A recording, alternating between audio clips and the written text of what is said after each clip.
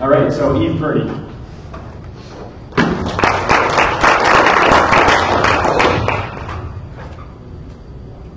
So just while I'm opening up my talk here, I want to mention and say thank you to people like Leah who are creating resources like this, because I've grown up as a medical student where this type of information and this type of access to information is the norm, but it's only the norm because they're taking time to create those resources. So thanks.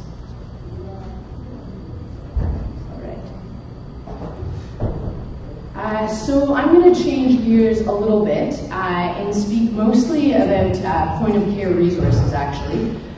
You can ask me questions anytime now or later on Twitter. My Twitter handle is @Purdy_Eve.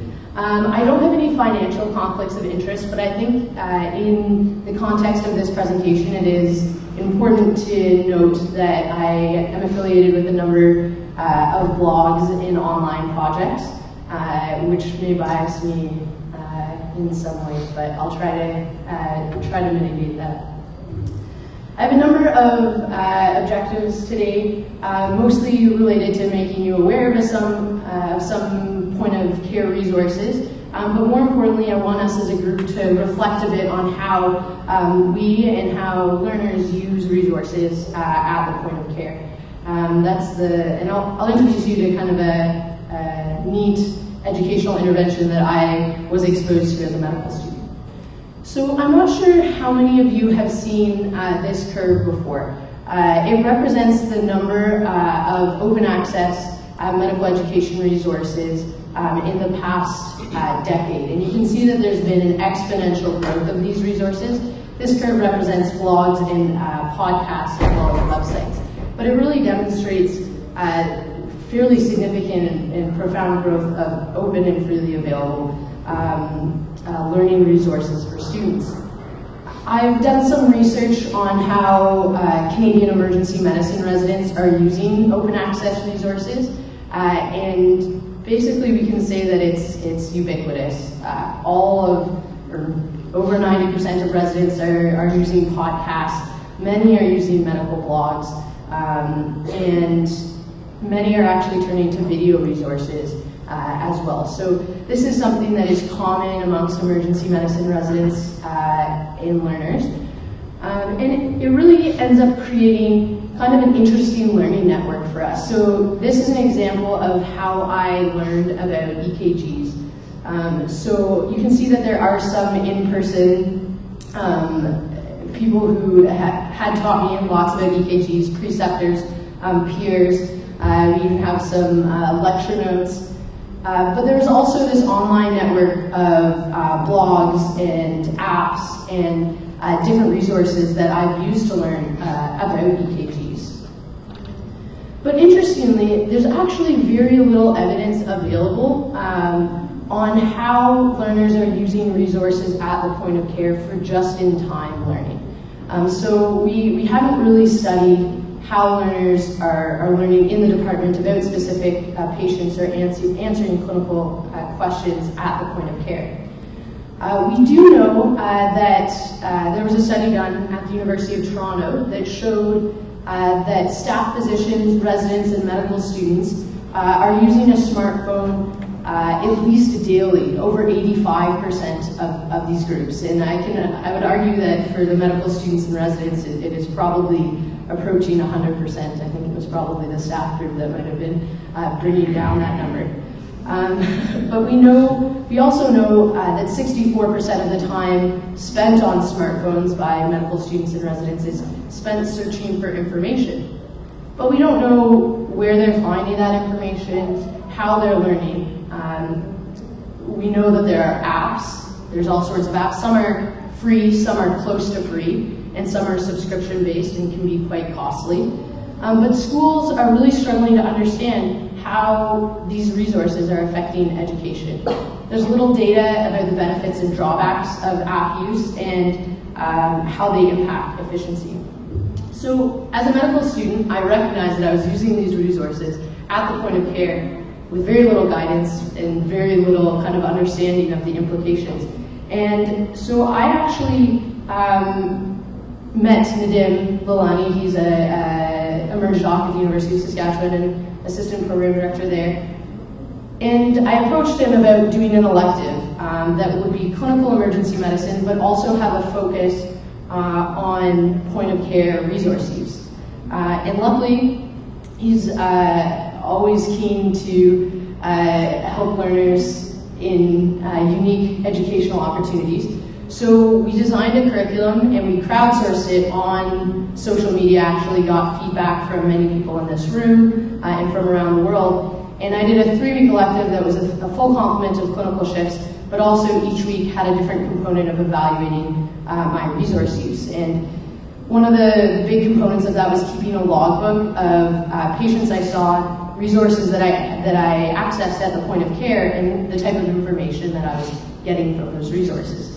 Now, obviously, that kind of study or that kind of activity is a bit biased. There's recall bias associated. And there's also the Hawthorne effect of knowing that I was tracking what resources I was using. But before I share the data from my experience with that, I'd love for everybody to look at the person next to them, or grab a partner if you're not sitting next to anybody. Pull out your smartphone and pick 1 or 2 of your favorite apps that you use in the department, and share with each other, because there are so many apps that we're all using different ones. So take a minute and share with your partner which apps you're using.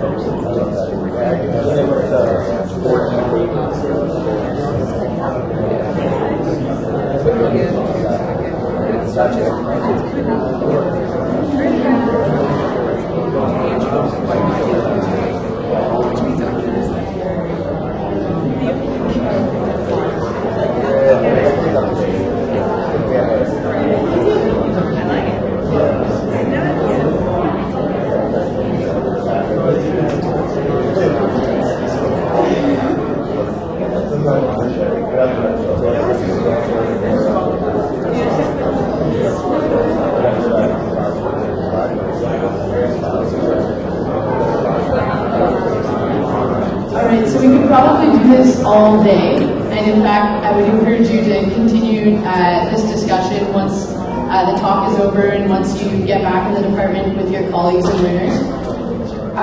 But if I could just get a few audience shout-outs about favorite apps.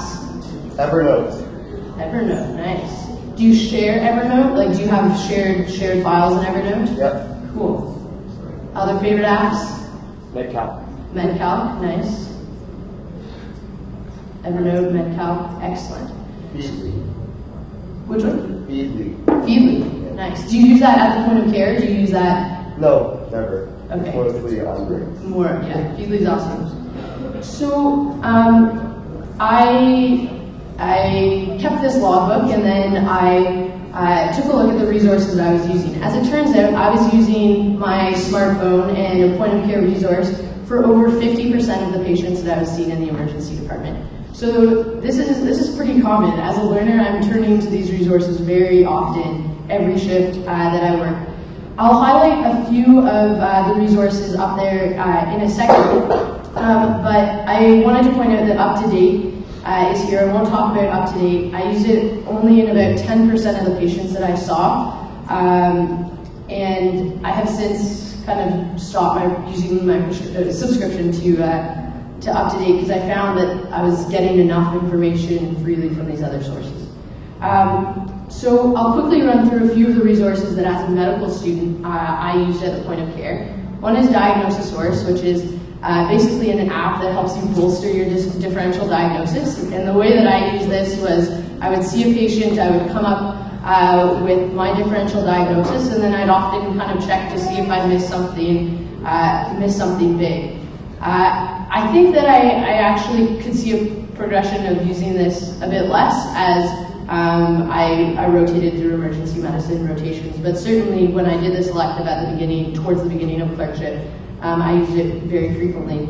An app that I use all of the time is BoringEM. I have to say, this is not a free app, it's a close to free app, so it's a bit outside of the scope of this room, but it for me was a great resource. It's kind of a catch-all emergency medicine app. It has information about diagnosis of a bunch of conditions, it has information about treatment, medication doses, it has a couple of built-in calculators, clinical decision rules, and then it just has a couple of neat things like a Snellen chart and a ruler, and things that I would use fairly frequently at the point of care. And then the drug app that I use most often during this rotation was Hippocrates. There's a lot of apps available for drug information. This happened to be the one that I used. And then the other category really boiled down to websites. So open access websites like Life in the Fast Lane and Academic Life in Emergency Medicine were certainly the ones that I used most often.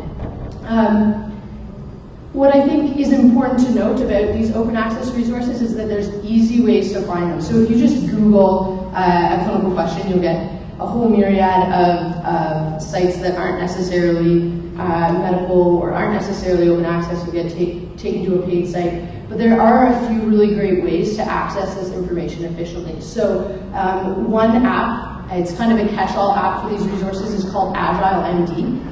And it allows you to search through a number of open access resources quickly, and it actually doesn't even require Wi-Fi. And so if, like you, your hospital has bad Wi-Fi, this is a great bet. Another fantastic resource, or search engine, I guess, is Phone Search. And this is basically a specific Google search engine for phone. And so you can type in anything and it'll pull up all of the open access resources available.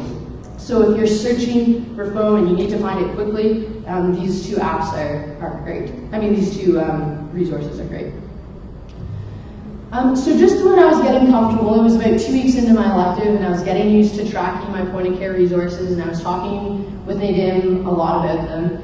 He threw a wrench in my experience. But before we get to that, I thought we'd play a little game of who said it, Nadim or Yoda. And so I'm going to put up a quote, and I want you to tell me whether Nadim said it or whether Yoda said it. You must unlearn what you have learned. Yoda. Patience, you must have my young Padawan.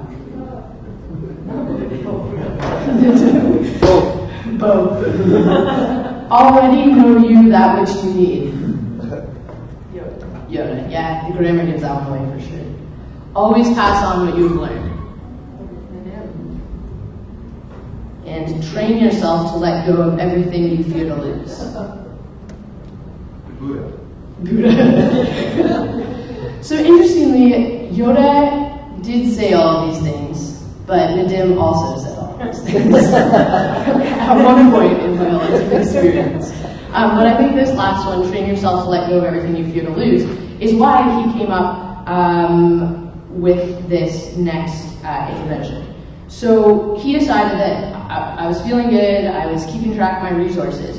So he actually decided that I should work a shift without a smartphone and without access to the internet.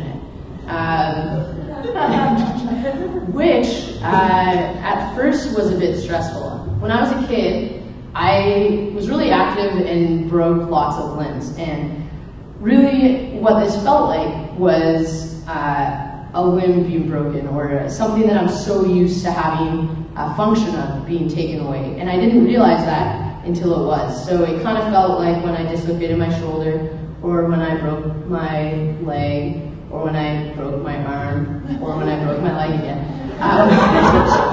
So I had a fair bit of experience with important limbs and appendages being taken away. And this is the kind of visceral reaction that I had. But after I kind of got finished being angry with Nadim, which took about 15 minutes, I realized that this actually was an important learning experience. And for both Nadim and I, it opened up our eyes to a few things that I really didn't know, but because of my access to these resources so quickly and so easily, it seemed like I knew them. And as a learner, it's easy to kind of skim over and not recognize what you need to go home and really sit down and learn if you have access to resources at the point of care that are making you get questions right that your staff is asking you or that residents are asking you. And so I'll go through a few examples of that. One actually comes back to EKGs. I had this nice 13-step process for reading EKGs, but that was on my smartphone. And every time I saw an EKG, I'd go through my nice 13-step algorithm and I'd come out with what it was.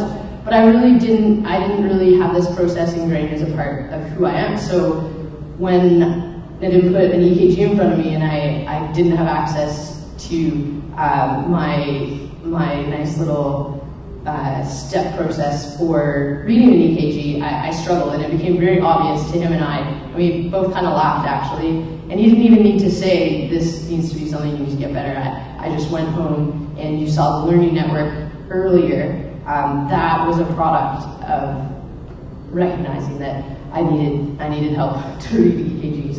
The second piece that came up was that it became pretty obvious that I didn't have a great foundation in antibiotics, not specific antibiotics for a condition, but really just a baseline understanding of antibiotics and infectious disease. I didn't have a groundwork to have any type of intelligible discussion around antibiotics that shift. So that came out as another learning point. So do I think that every learner needs to have a shift without a smartphone or without access to the internet?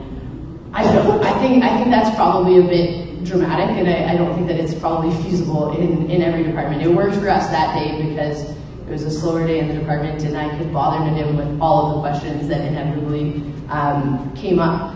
But I do think that it serves as an important kind of jumping off point for both learners and staff to just question where information is coming from on a shift. And also to be mindful of the resources that we're using and how we're choosing resources. There's not much by way of quality indicators for apps developed now. The only group that has done some work on this is actually in obstetrics and gynecology. There's a fairly robust paper around quality indicators for pregnancy wheels. Surprisingly, a lot of the pregnancy wheel apps just don't work. Like they aren't proper pregnancy wheels, and you misstate pregnancies. And so the group has gone through and come up with quality indicators for pregnancy wheel apps. And it made me think that this is a discussion that we need to be having as a group. The apps that I spoke about earlier, my gestalt is that they're good and they've answered clinical questions correctly, but beyond that, there's not a lot. So I would encourage you each, when you go home, the next shift you work, take a look at your phone and think about which point of care resource you're using, ask your learners what they're using, and start a discussion around it. I think there is some very exciting prospects for research in this field. Ideally, I would love to create a program that can track app usage in real time and see what apps learners are using, how long they're on them, and the type of information they're getting from them. Unfortunately, Android and Apple and the smartphone companies don't allow that. I think it's some privacy issue or something. But I think that there's also an opportunity to objectively see some growth and development in learners. So I kept track of this information in an early elective in clerkship, but I also tracked it again later in clerkship. And there was a difference in the apps that I was using. Early on, I was using the differential diagnosis apps, and later on, I was using some more management-based apps. And that is an objective measure of the type of information that I'm gathering as a learner and where I'm at in my process. So I'm excited about where we're going with apps. There are so many that it's a bit overwhelming, but I think that together as a community we can we can help each other and really find and use the best resources.